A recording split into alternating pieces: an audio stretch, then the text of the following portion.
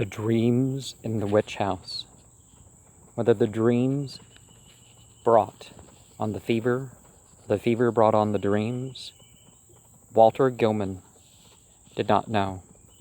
Behind everything crouched the brooding, festering horror of the ancient town, and of the moldy, unhallowed garret gable, where he wrote and studied and wrestled with figures and formulae when he was not tossing on the meager iron bed. His ears were growing sensitive to the preternatural and intolerable degree, and he had long ago stopped the cheap mantel clock whose ticking had come to seem like a thunder of artillery at night, the subtle stirring of the black city outside, the sinister scurrying of rats in the wormy partitions, and the creaking of hidden timbers in the centuried house were enough to give him a sense of strident pandemonium. The darkness always teemed with unexplained sound, and yet he sometimes shook with fear lest the noises he heard should subside and allow him to hear certain other, fainter noises, which he suspected were lurking behind them. He was in the changeless, legend-haunted city of Arkham, with its clustering, gambrel roofs.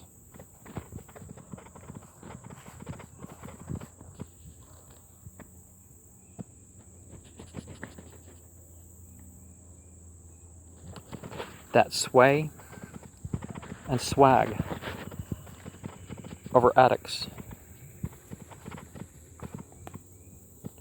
where witches hide from the king's men in the dark, olden days of the province. Nor was any spot in that city more steeped in the macabre memory than the gable room which harbored them. For it was this house and this room which had likewise harbored old Kezia Mason, whose flight from Salem Gaol at the last no one was ever able to explain. That was in 1692. The Gaoler had gone mad and babbled of a small, white-fanged, furry thing which scuttled out of Kezia's cell, and not even Cotton Mather could explain the curves and angles smeared on the gray stone walls with some red, sticky fluid. Possibly, Gilman ought not to have studied so hard. Non-Euclidean calculus and quantum physics are enough to stretch any brain, and when one mixes them with folklore and tries to trace a strange background of multi-dimensional reality behind the ghoulish hints of the Gothic tales and the wild whispers of the chimney corner, one can hardly expect to be wholly free from mental tension. Gilman came from Haverhill, but it was only after he had entered college in Arkham that it began to connect his mathematics with fantastic legends of elder magic. Something in the air of the hoary town worked obscurely on his imagination. The professors at Miskatonic had urged him to slacken up, and had voluntarily cut down his course at several points. Moreover, they had stopped him from consulting the dubious old books on forbidden secrets that were kept under lock and key in a vault at the university library. But all these precautions came late in the day, so that Gilman had some terrible hints from the dreaded Necronomicon of Abdul-Hazred, the fragmentary book of Ibon, and the suppressed Unausprechlichen Kulten of von Junst, to correlate with his abstract formula on the properties of space and the linkage of dimensions known and unknown. He knew his room was in the old witch house. That indeed was why he had taken it.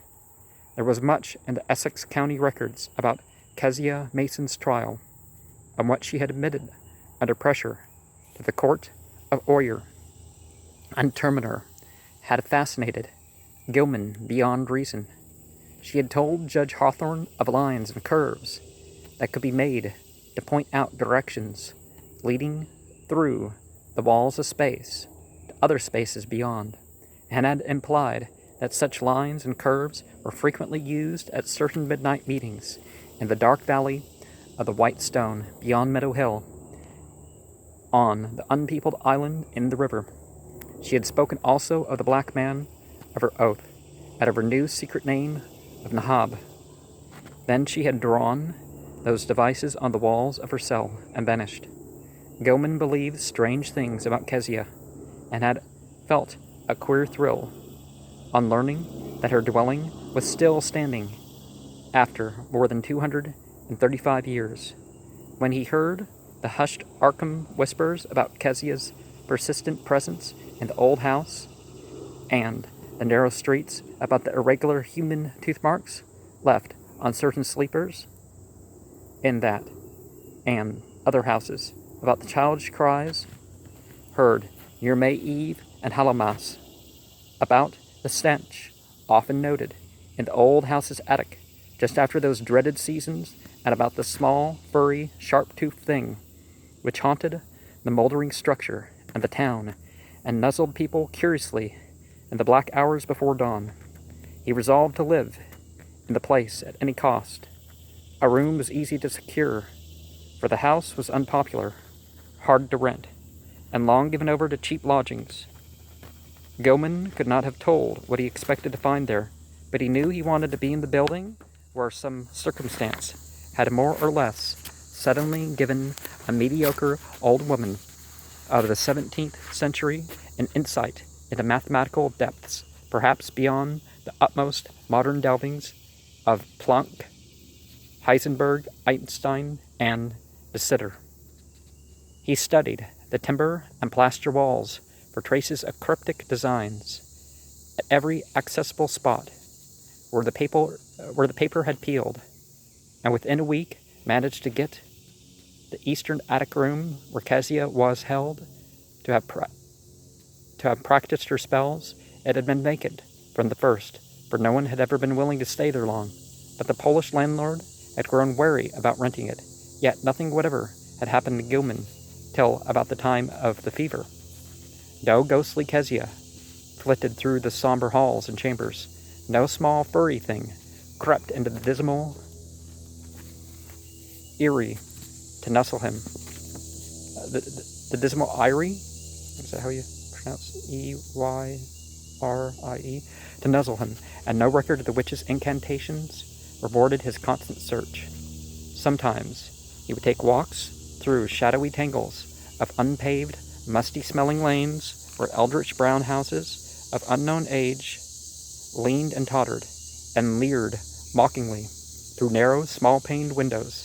Here he knew strange things had happened once, and there was a faint suggestion behind the surface that everything of that monstrous past might not, at least in the darkest, narrowest, and most intricately crooked alleys, have utterly perished.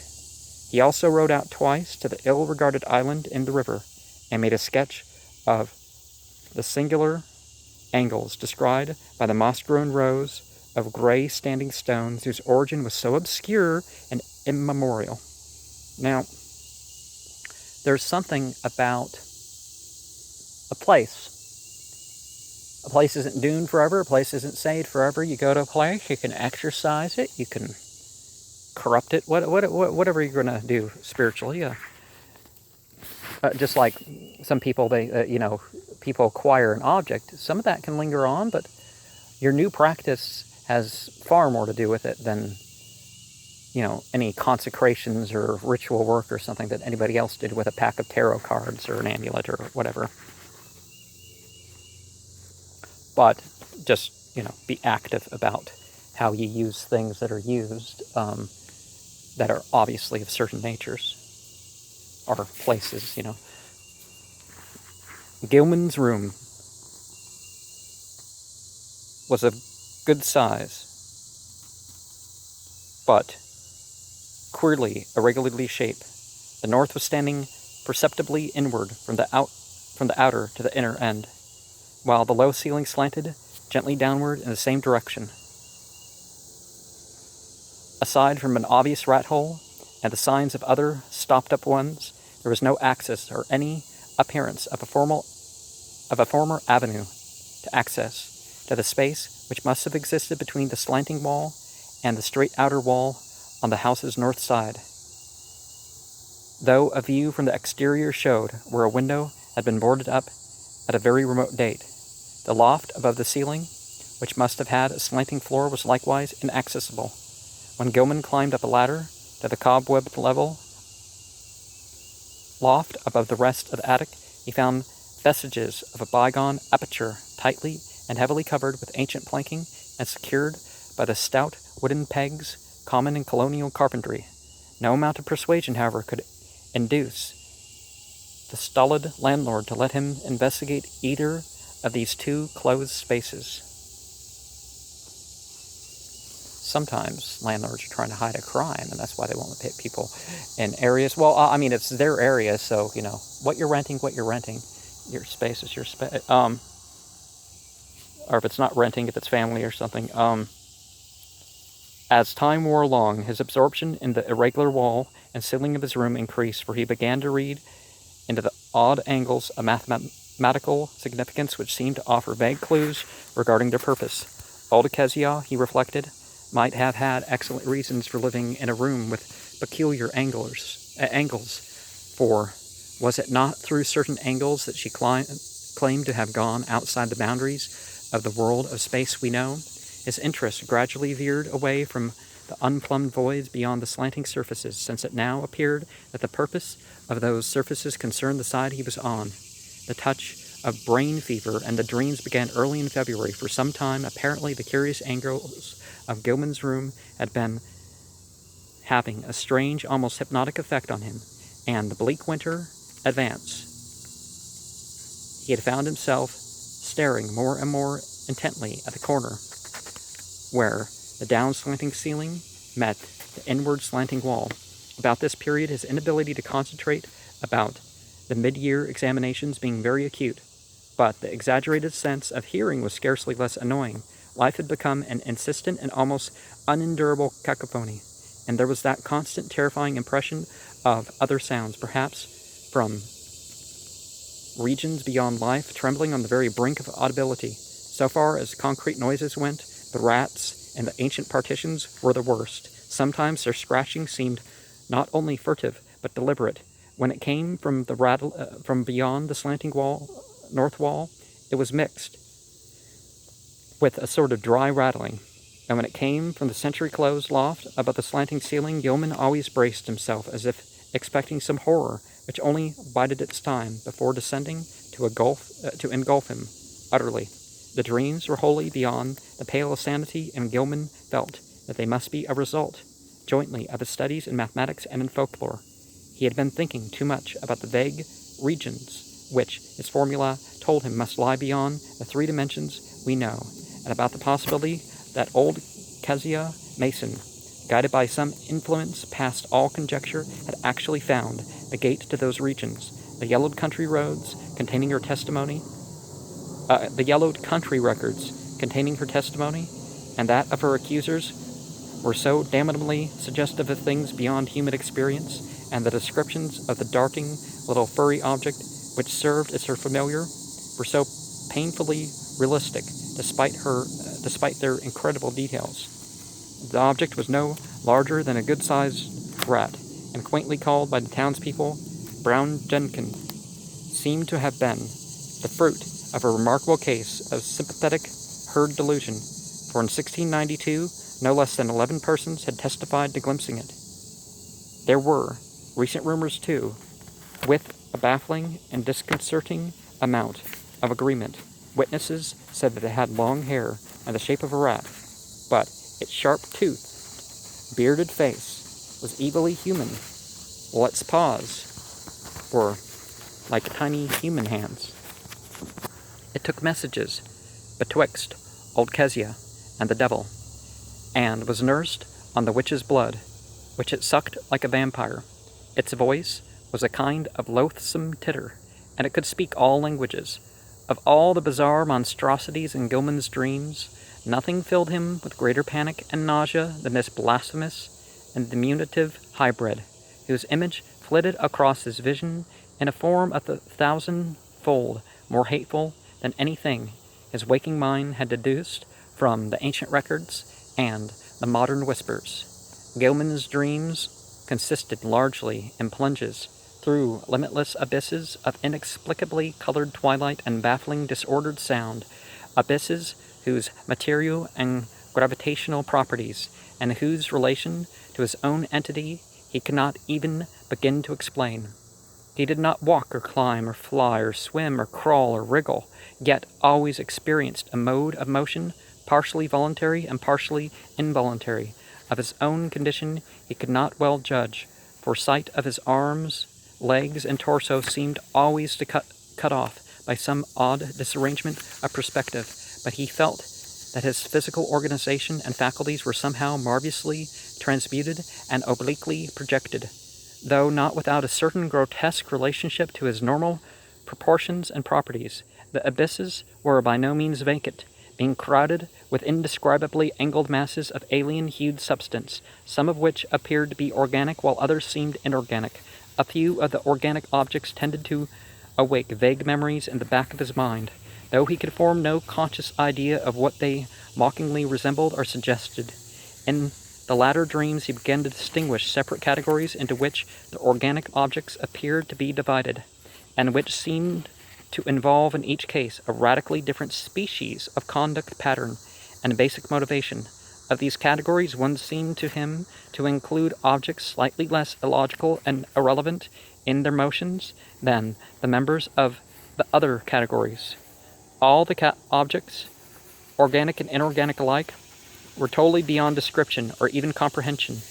Gilman sometimes compared inorganic matter to prisms, labyrinths, clusters of cubes and planes, encyclopedian buildings, and the organic things struck him variously as groups of bubbles, octopi, centipedes, living Hindu idols, and intricate arabesques roused him into a kind of Ophidian animation. Everything he saw was unspeakably menacing and horrible, and whenever one of the organic entities appeared by its motions to be noticing him, he felt a stark, hideous fright, which generally jolted him awake. Of how the organic entities moved, he could tell no more than of how he moved himself.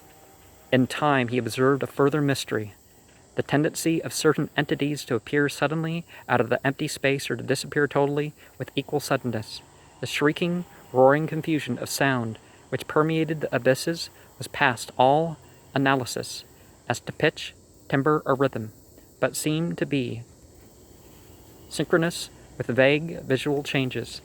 In all the indefinite objects, organic and inorganic alike, Gilman had a constant sense of dread that it might rise to some unbearable degree of intensity during one or another of its obscure, relentless, inevitable fluctuations.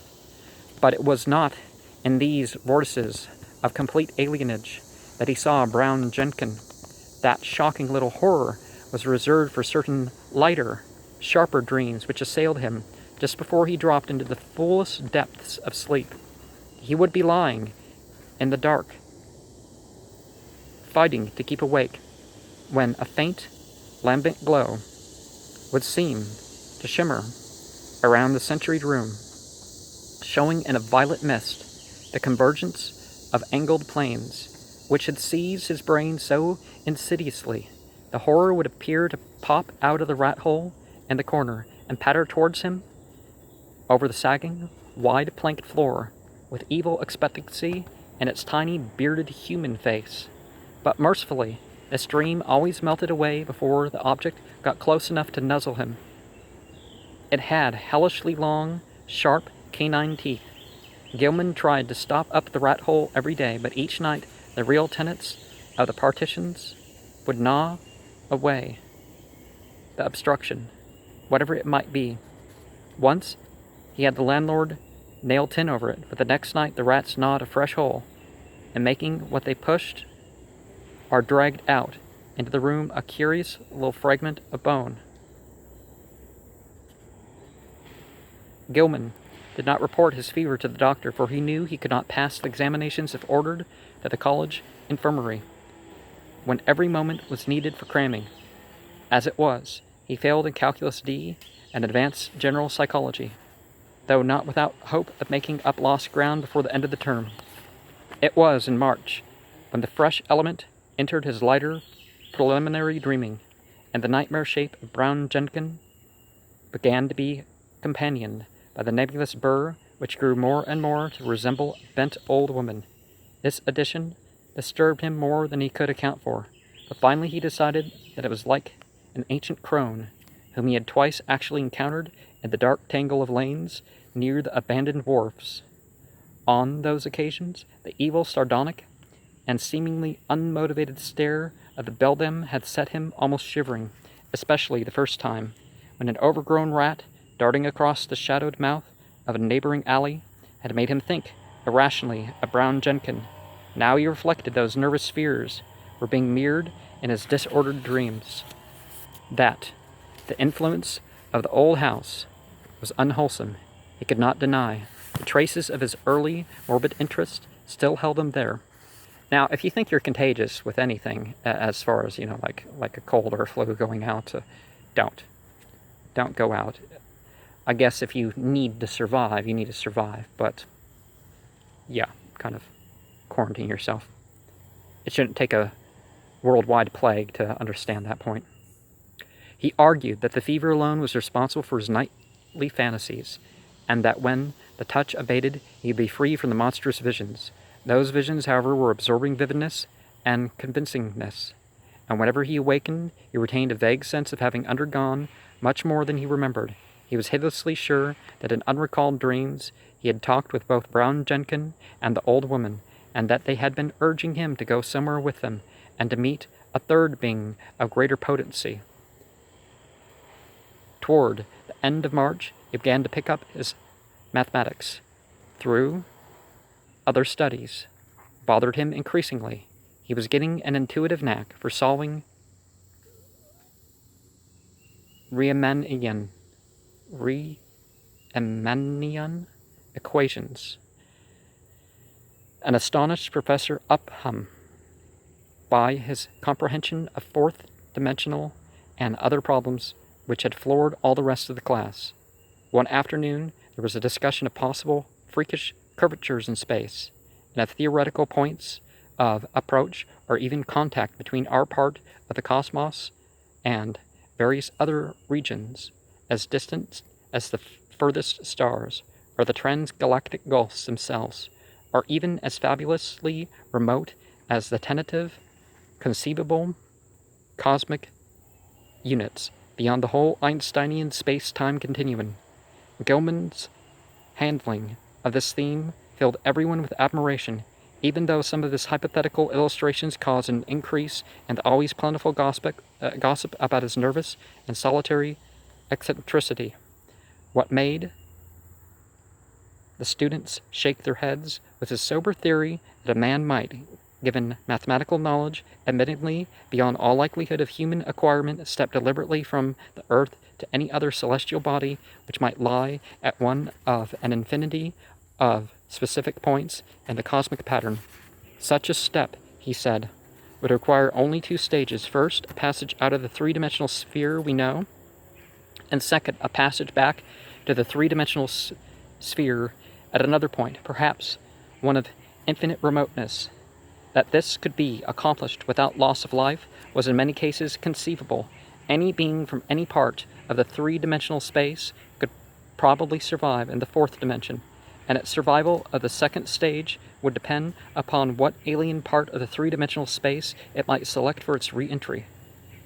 Denizens of some planets might be able to live on certain others, even planets belonging to other galaxies, or to similar dimensional phases of other space-time continua. Though, of course, there must be vast numbers of mutually uninhabitable, even though mathematically juxtaposed bodies are zones of space, It was also possible that the inhabitants of a given dimensional realm could survive entry to many unknown and incomprehensible realms of additional or indefinitely multiplied dimensions, be they within or outside the given space-time continuum, and that the converse would be likewise true.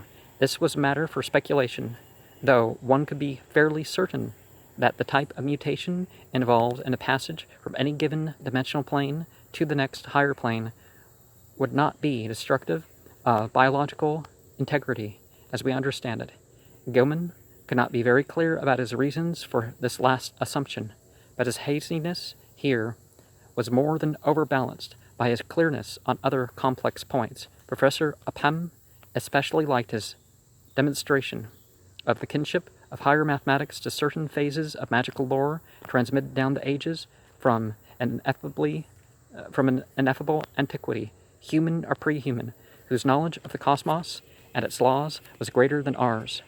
Around the 1st of April, Gilman worried considerably because his slow fever did not abate. He was also troubled by what some of his fellow lodgers said about his sleepwalking.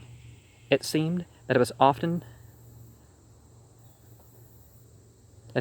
absent from his bed, and that the creaking of his floor at certain hours of the night was remarked by the man in the room below. This fellow also spoke of hearing the tread of shod feet in the night, but Gilman was sure he must have been mistaken in this, since shoes as well as other apparel were always precisely in place in the morning. One could develop all sorts of oral delusions in this morbid old house, for did not Gilman himself, even in daylight, now feel certain that noises other than rat scratching came from the black voids beyond the slanting wall and above the slanting ceiling? His pathologically sensitive ears began to listen to faint footfalls in the immemorially sealed loft overhead, and sometimes the illusion of such things was antagonistically realistic. However, he knew that he had actually become a somnambulist, for twice at night his room had been found vacant, though with all his clothing in place. Of this he had been assured by Frank Elwood, the one fellow student whose poverty forced him to room in this squalid and unpopular house. Elwood had been studying in the small hours and had come up for help on a differential equation, only to find Gilman absent. It had been rather presumptuous of him to open the unlocked door after knocking had failed to rouse a response, but he had needed the help very badly, and thought that his host would not mind a gentle prodding awake. On neither occasion, though, had Gilman been there, and when told of the matter, he wondered where he could have been wandering, barefoot, and with only his nightclothes on. He resolved to investigate the matter if reports of his sleepwalking continued, and thought of sprinkling flour on the floor of the corridor to see where his footsteps might lead. The door was the only conceivable egress, for there was no possible foothold outside the narrow window. As April advanced, Gilman's fever-sharpened ears were disturbed by the whining prayers of a superstitious loom-fixer named Joe Mazurwickis, who had a room on the ground floor. Mazurwickis had told long, rambling stories about the ghost of old Kezia and the furry, sharp-fanged, nuzzling thing. He had said he was so badly haunted at times that only his silver crucifix given him for the purpose by Father Iwanicki of St. Stanislaus's church could bring him relief. Now, he was praying because the witches' Sabbath was drawing near. May Eve was Walpurgis night, when hell's blackest evil roamed the earth, and when the slaves of Satan gathered for nameless rites and deeds. It was always a very bad time in Arkham, even though the fine folks up in Miskatonic Avenue and High and Saltonstall streets pretended to know nothing about it. There would be bad doings, and a child or two would probably be missing. Joe knew about such things, for his grandmother in the old country had heard tales from her grandmother. It was wise to pray and count one's beads at this season. For 3 months, Kezia and Brown Jenkin had not been near Joe's room, nor near Paul Choinsky's room, nor anywhere else, and it meant no good. When they held off like that, they must be up to something. Now, rather than coalescing with the Christian holidays, Imbolc, Beltane, Lunasa, and Samhain are, nearby, but they don't line up with the Christian holidays. Gilman dropped in at the doctor's office. They're the cross-quarter nights. Gilman dropped in at the doctor's office on the 16th of the month and was surprised to find his temperature was not as high as he had feared. The physician questioned him sharply and advised him to see a nerve specialist. On reflection, he was glad he had not consulted the still more inquisitive college doctor, old Waldron, who had curtailed his activities before, would have made him take a rest, an impossible thing, now that he was so close to results in his equations. He was certainly near the boundary between the known universe and the fourth dimension, and who could say how much farther he might go? But even as these thoughts came to him, he wondered at the source of his strange confidence. Did all of this perilous sense of imminence come from the formula on the sheets he covered day by day?